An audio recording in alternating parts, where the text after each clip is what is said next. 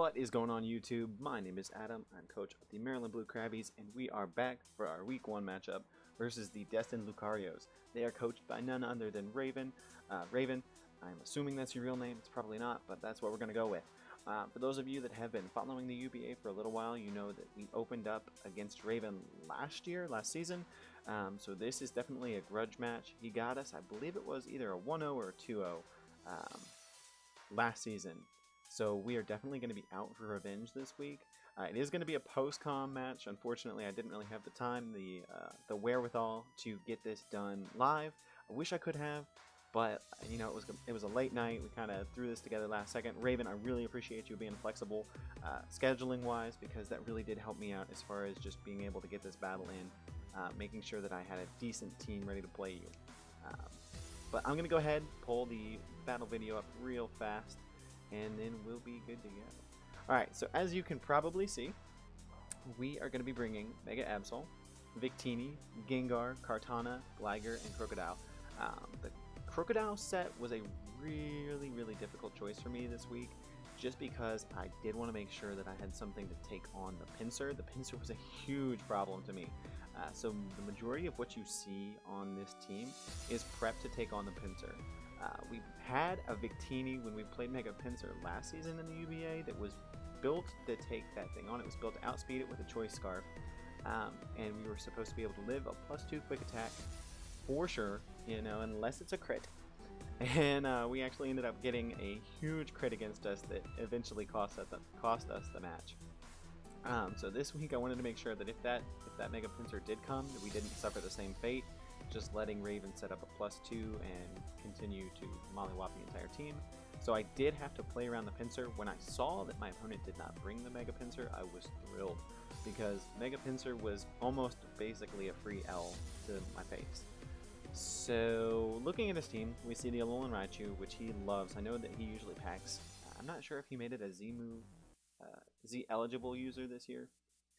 He brought the Tapu Koko, Miltank, which is going to be a pain in the butt, Ludicolo, Porygon 2.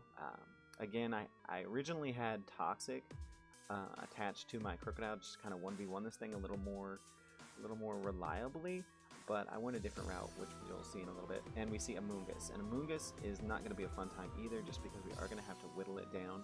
There's nothing that can outright kill it except for Victini, and I have a feeling that he's not going to be staying in against a V-Create. If Victini is in against Amoonguss, he's most likely going to be swapping that thing out.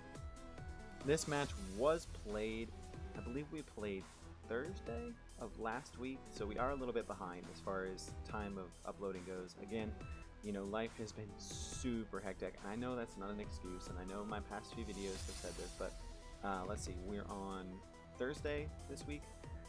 Monday I worked 10 hours, Tuesday I worked 11 hours, no, excuse me, Tuesday I worked 7 hours, and Wednesday I worked 12 hours.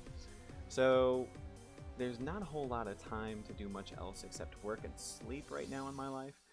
So luckily today is my day off, which means I do have a little bit of time to put towards getting a video up and making sure that you guys have this, whether you're UBA coaches or UBA fans, you'll be able to see it either way. I'm going to go ahead and start this matchup, and we'll go from there.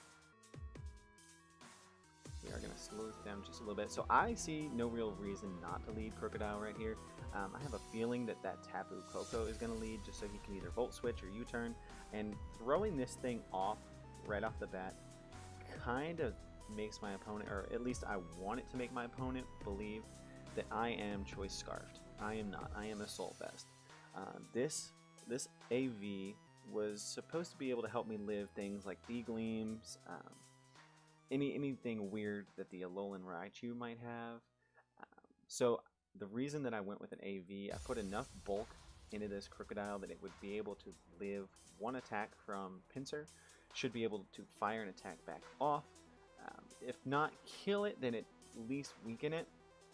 I had, like I mentioned earlier, I had this as like a stally set earlier in the week, but I talked with Coward and I was like, is there really any reason for me to run stall or you know, toxic on it when I can just relatively freely run an awful lot of offense and just start hammering things?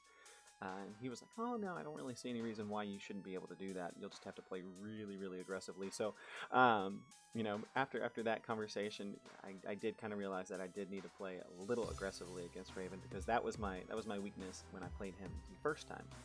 I played a little too passively, a little too reserved, and it came back to bite me. So we're going to lead off with Crook here. There's really no reason for me to not throw off a knockoff. I am not Scarf. I have a feeling that he'll think that I am. He does go right out into Miltank, and we do throw off a knockoff. We do get a crit, which is really nice right off the bat. Unfortunately, we do have a penchant for getting really good luck the first week, and then really bad luck throughout the rest of the season, so we'll see if that doesn't come back to bite us later. But the Miltank is going to stay in here, excuse me, we are going to stay in here, and we are going to fire off. Ooh! Like I said, this is why it's bad for you to wait a week later to do your recap. Right here, there's really no reason for me to not click U-turn. I didn't see him staying in. There wasn't an awful lot that I could do. The reason that I kind of threw this thing out here was just as like a spore sack. So if you wanted to put me to sleep, I was okay with that. That was the least valuable member of my team right now, and I knew that I could afford to have Gligar asleep. So I'm going to throw off a U-turn, and this is going to do a really good amount of damage. Here I am going to go out into Victini, and I'm just going to click U-turn again, just keep getting some free U-turn damage. We're going to start putting this thing within range. I believe the way that he brought this in, I believe that he is thick fat, just because according to my calcs, V-Create will do 21 to 26%, I believe it was, somewhere in that that wheelhouse. So I believe that he thought I was just going to launch a V-Create. There's really no reason for me to overextend at this point. I just want to keep getting momentum, keep getting things, keep getting my Mons into really good positions. Again, we are playing pretty aggressively just because I know that that's the way that we have to play in order to beat him. So U-turn is definitely the play, and I believe I go out into Gengar here. We are just going to throw off a Sludge Bomb. There's, again, really no reason for me to click anything other than Sludge Bomb. I'm not gonna overextend. I'm just gonna hit what I think is gonna come out. We do get a poison, and like I said, we are getting all the luck in this match. He is a download, which is fortunate for us because he is gonna get an attack boost and not a special attack boost. Or you know, it might have even been bad if he had gotten a trace or analytic. So download in this situation is really not the worst thing that could have happened to us. So he is gonna take poison damage here. There's no reason for me. I am a Focus Sash Gengar, and I wanted to keep the Focus Sash up for the Alolan Raichu, just because he does have a penchant to run the Nasty Plot subset, and I don't want to be put into a position where I get him either a free sub or a free Nasty Plot. That's just my thought process going into this. So I am going to swap out into something that I hope can take a hit. Like I mentioned earlier, my Crocodile is defensive, has a little bit of attack invest. Well, I believe what it was, and it was full attack invest, and then the rest was thrown into special attack and HP, just to help us live hits. The Intimidate was there to make sure that we could reduce an attack on a physically attacking mon. He doesn't have an awful lot of those outside of Miltank, Mega Pinsir, so I figured that I probably would be okay as long as I had the Intimidate. So we are going to come in here and lower this Porygon 2 back down to neutral, just in case it is rocking the Body Slam. You never know. But the AV really is going to come in clutch here because he does show, just a second, he goes for the recover here. Again, there's really no reason for me to not click knockoff. He doesn't really have a free swap out into it. If he wants to go back out into Miltank, we can play that game a little bit. But he is going to show the Signal Beam tech here in a second. We do get rid of the Eviolite, which is going to be nice for us. The Signal Beam is going to come off, and that does close to nothing, considering that, Porygon 2 is... It's not a huge offensive juggernaut, but it doesn't sit back and just play games with you. It does hit pretty hard when you consider that it was a super effective hit. So we're gonna throw off an EQ here. That does a pretty good amount of damage to the Amoonguss. Again, Gligar is just a free play in case he wants to go Spore. For some reason, he does have the Stun Spore though, and I'm not quite sure why he has the Stun Spore. I don't know, Raven, if you're watching this, did you mean to have Stun Spore on it? I mean, if you did, cool beans. I assumed that you would have Spore. I don't know if maybe you had that too. But to me, I thought that Spore would be the play there. So again, I just kind of went out and offered this thing up as a sleep sacrifice.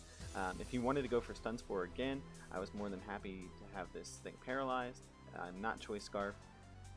I'm not sure if maybe I was still bluffing it. I think at this point I had already switched up moves though, so I'm not sure. Maybe you just really wanted me paralyzed for setup later. So Stun Spore misses again, which is really unfortunate. We do knock off the Rocky Helmet, and he is going to finally land a Stun Spore, which is going to paralyze us, which is not going to be a fun time, but again, you know, it is what it is. Now here was a huge 50-50. If he had decided to go for another Stun Spore, this could have been the game, just because I need the Scarf on this Mon to make sure that I outspeed the rest of his team and can kill the Tapu Koko with V-Create. Had he not clicked something else or swapped out here, we could have been in for a world of hurt. But I believe on this play he actually swaps out into Miltank, and we are just going to be able here to U-turn again. Like I mentioned, I think he's going to Milk Drink, but I believe that he is thick fat, and I know that V-Create will not do anything except give him momentum, and I don't want to do that. I just want to play this game as aggressively as possible while making the best play as possible.